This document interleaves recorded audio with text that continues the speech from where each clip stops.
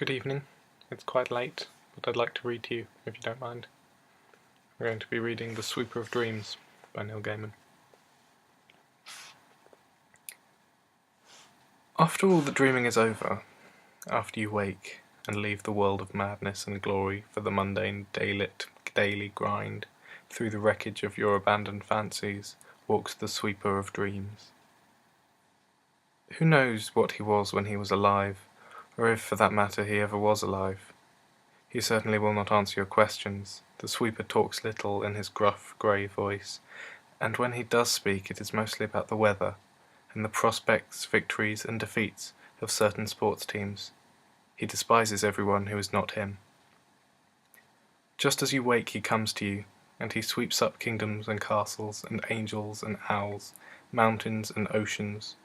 He sweeps up the lust and the love and the lovers, the sages who are not butterflies, the flowers of meat, the running of the deer and the sinking of the Lusitania. He sweeps up everything you left behind in your dreams, the life you were, the eye through which you gazed, the examination paper you were never able to find. One by one he sweeps them away, the sharp-toothed woman who sank her teeth into your face, the nuns in the woods, the dead arm that broke through the tepid water of the bath, the scarlet worms that crawled into your chest when you opened your shirt. He will sweep it up, everything you left behind when you woke, and then he will burn it, to leave the stage fresh for your dreams tomorrow. Treat him well if you see him. Be polite with him. Ask him no questions. Applaud his team's victories. Commiserate with him over their losses. Agree with him about the weather. Give him the respect he feels is his due. For there are people he no longer visits, the Sweeper of Dreams, with his hand-rolled cigarettes and his dragon tattoo.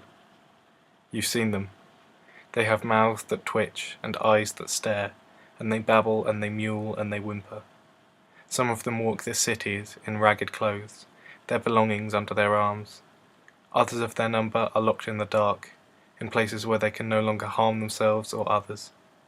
They are not mad, or rather, the loss of their sanity is the lesser of their problems.